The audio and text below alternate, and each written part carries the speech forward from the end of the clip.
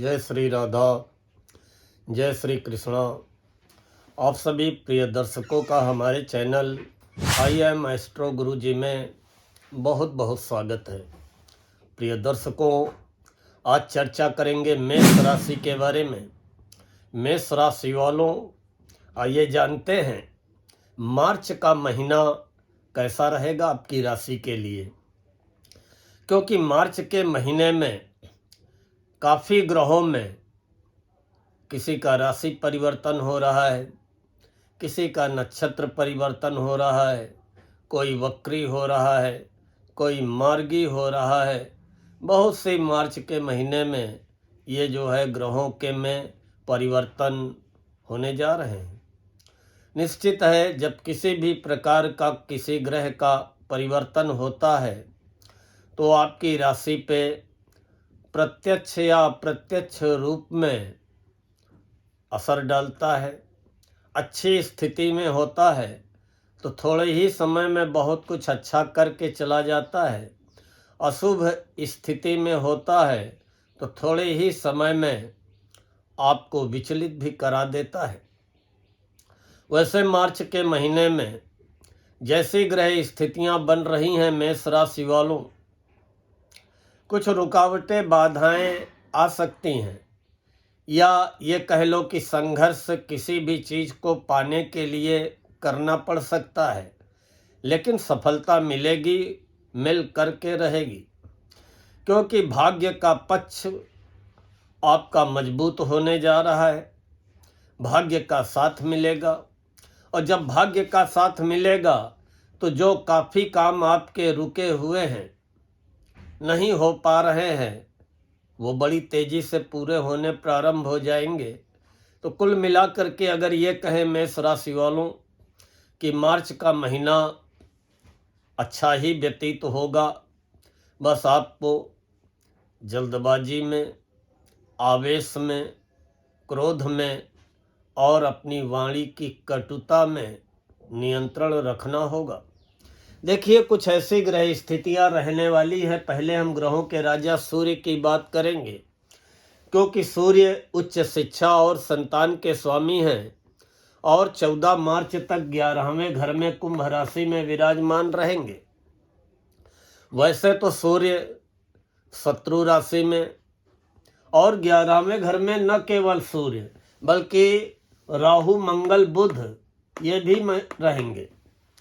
अब कोई ग्रह जब शत्रु राशि में होता है तो उसके जो परिणाम होते हैं कमजोर हो जाते हैं, परिणामों में कमी आ जाती है।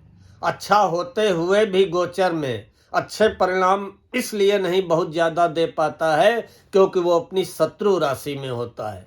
मंगल शत्रु राशि शनि की कुंभ राशि में, सूर्य शत्रु राशि शनि की कुंभ राशि में। तो जब कोई ग्रह पीड़ित होता है तो पहले तो आप सूर्य को 1 लोटा जल प्रतिदिन दीजिए। अगर आप मान सम्मान चाहते हैं, नौकरी में पद पदोन्नति चाहते हैं, प्रमोशन चाहते हैं, बाकी 11 में सूर्य निश्चित ही आपको मान सम्मान दिलाएंगे। लेकिन अब शत्रु राशि में है तो जो मान सम्मान या जो पद पदोन्नति इंक्रीमेंट मिलेगा या जो आपको व्यापार व्यवसाय में आय व लाभ होगा, उससे आप पूरी तरीके से मानसिक रूप से सेटिस्फाइड नहीं रहेंगे। क्यों? क्योंकि सूर्य शत्रु राशि में है, साथ में राहु ताकतवर स्थिति में विराजमान है। कभी भी राहु आपके मान सम्मान को प्रभावित कर सकते हैं। अगर नौकरी में है तो कोई भी आपका सहकर्मी ही आपकी ऊपर तक शिकायत पहुंचा सकता है। कहीं न कहीं आत्मबल, आत्मविश्वास राहु कमजोर करने का कार्य कर सकते हैं। इसलिए सूर्य को 1 लोटा जल अवश्य अर्पित करिए, अपनी अर्जी लगाइए।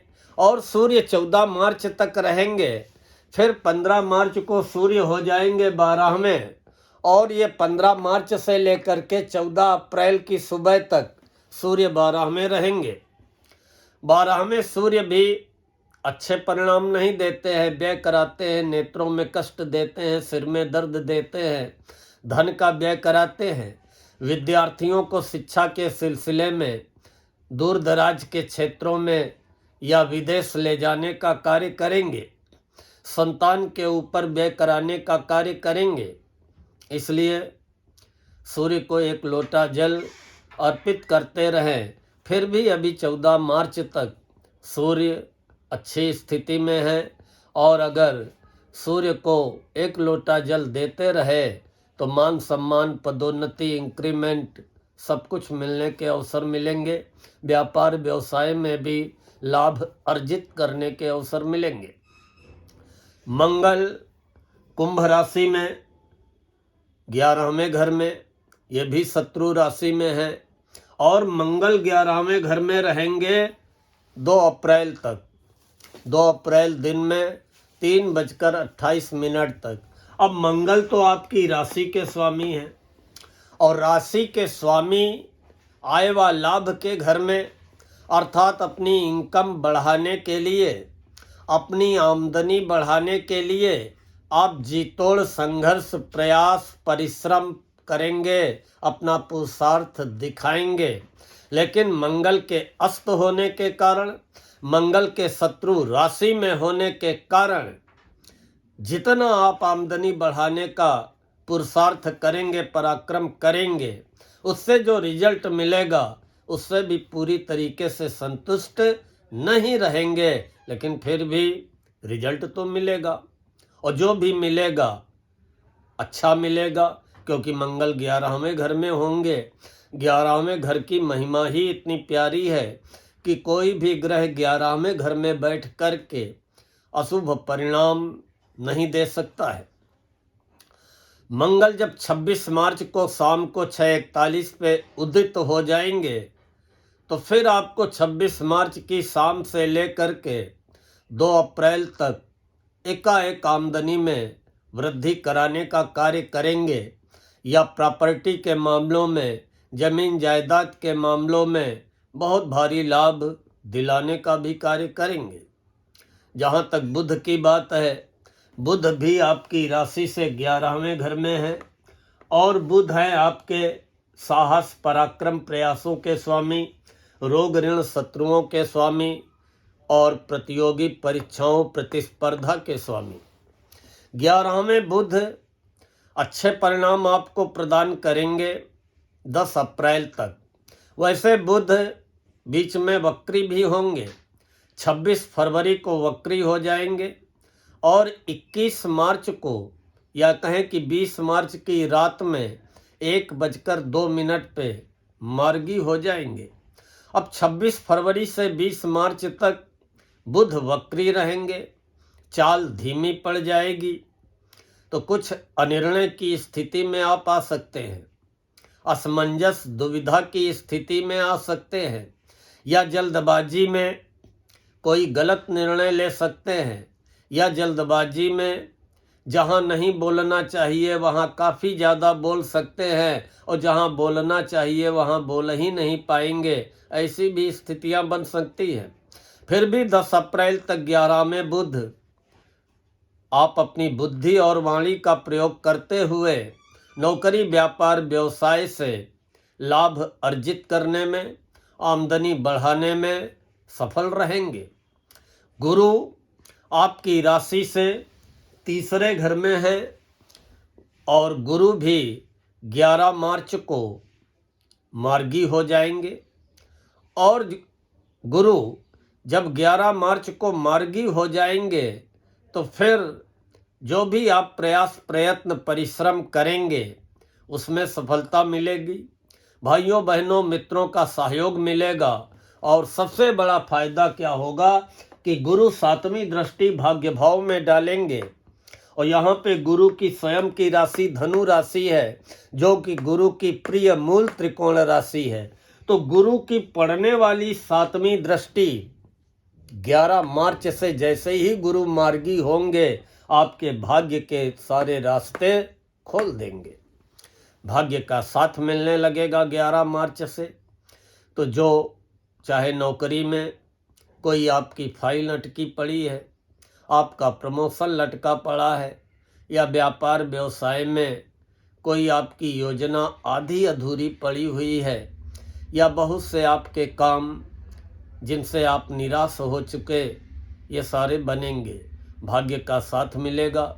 नौकरी करते हो या व्यापार, भाग्य का साथ मिलने से सारे अवरोध रुकावटें समाप्त होंगी और सारे कार्य 11 मार्च से आपके बनने प्रारंभ हो जाएंगे। अब शुक्र की बात कर लें। शुक्र मीन राशि में 1 मार्च की रात में 12:56 पर मीन राशि में प्रवेश कर जाएंगे और आपकी राशि से 12वें घर में होंगे, शनि के साथ होंगे। लेकिन यहाँ पे शुक्र अपनी उच्च राशि में होंगे। कोई ग्रह जब अपनी उच्च राशि में होता है बहुत अच्छे परिणाम प्रदान करता है, 100% पॉजिटिव रिजल्ट देता है। अब 12वें घर में शुक्र है, 12वां घर व्यय का होता है। अब सुख साधनों में व्यय कराएंगे। घर में जो जरूरी भौतिक विलास के सुख साधन होंगे या घर का डेकोरेशन होगा, घर की साज सज्जा होगी, उसमें 12वें शुक्र व्यय कराने का कार्य करेंगे। घूमने फिरने के अवसर प्रदान करेंगे, धन का लाभ भी कराएंगे और धन का सुख साधनों पे व्यय भी कराएंगे। जीवन साथी के साथ भी पर्यटन, घूमने फिरने के अवसर प्रदान करेंगे। तो शुक्र तो आपको सारे सुख साधन, मौज मस्ती के अवसर 1 मार्च की रात से देना प्रारंभ कर देंगे। शुक्र अनुकूल है। गुरु 11 मार्च से अच्छे परिणाम मार्गी होते ही देने लगेंगे। बुध अनुकूल है। सूर्य और मंगल के मिले जुले परिणाम मिलेंगे। अब शनि मीन राशि में आपकी राशि से 12वें घर में हैं और शनि है आपके करियर के स्वामी, आय व लाभ आमदनी के स्वामी। अब 7.5 का पहला चरण चल रहा है। दौड़ धूप कराता है, घर परिवार से दूर रहना पड़ता है। और जिनको घर परिवार से दूर नहीं रहना पड़ता है तो घर परिवार में रहते हुए भी वो किसी न किसी मानसिक तनाव का सामना करना पड़ता है। व्यय की अधिकता रहती है, दौड़ धूप ज़्यादा रहती है, आमदनी अठन्नी, खर्च रुपया वाली स्थिति रहती है।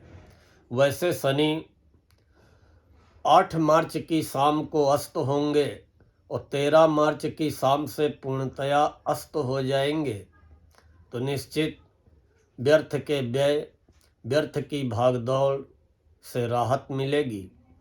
फिर भी कार्य क्षेत्र में सफलता पाने के लिए, आमदनी को बढ़ाने के लिए, आय के नए नए रास्ते बनाने के लिए आपको संघर्ष करना पड़ेगा, परिश्रम करना पड़ेगा, जी तोड़ प्रयास करना पड़ेगा। राहु आपकी राशि से 11वें घर में रहेंगे।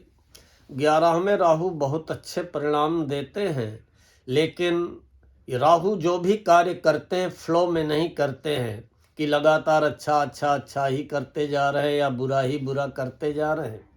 एकाएक अच्छे या बुरे परिणाम देते हैं, लेकिन मेष राशि वालों 11वें राहु ताकतवर अवस्था में आपको एकाएक बहुत बड़ा धन का लाभ कराने का कार्य करेंगे। और ये समय ज़्यादा दूर नहीं है, बहुत ज़्यादा जुलाई तक आपको बहुत बड़ा धन का लाभ, बहुत बड़ी अचीवमेंट, बहुत बड़ी उपलब्धि 11वें राहु दिलाने का कार्य करेंगे। केतु 5वें घर में है। केतु मन में भ्रम शंका पालते हैं, खासकर विद्यार्थियों को भ्रमित करने का कार्य कर सकते हैं।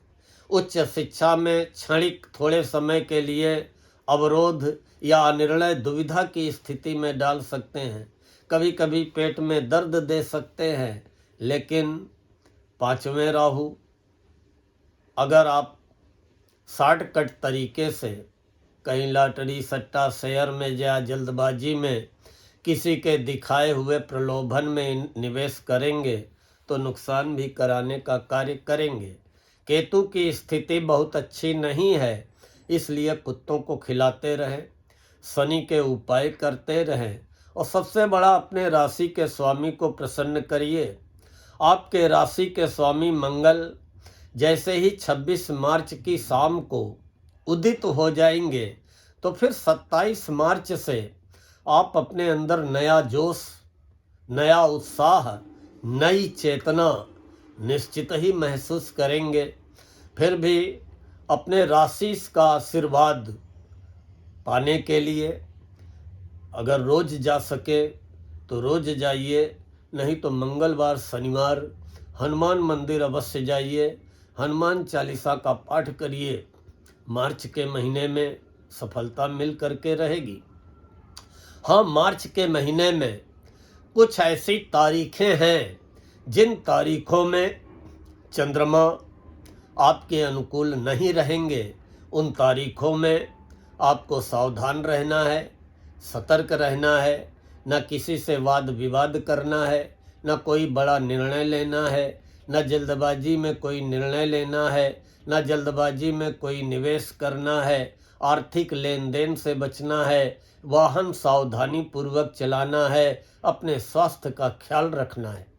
वो तारीखें हैं 1 मार्च, 9 मार्च, 10 मार्च, 11 मार्च, 19 मार्च, 20 मार्च, 27 मार्च, 28 व 29 मार्च, जिनमें 9, 10, 11 मार्च इन 3 तारीखों में विशेष रूप से सावधान रहें, गहरे जल से बचें, वाद विवाद से बचें और जल्दबाजी में कोई निर्णय लेने से बचें, वाहन सावधानी पूर्वक चलाएं, स्वास्थ्य का ख्याल रखें। बाकी संघर्ष करिए, प्रयास करिए, भले ही 7.5 चल रही है, लेकिन अंतिम विजय, अंतिम सफलता आपकी राशि को मिल करके रहेगी। इन्हीं शब्दों के साथ आज मैं अपनी वाणी को यहीं पर विराम देता हूँ। जय श्री राधा, जय श्री कृष्ण।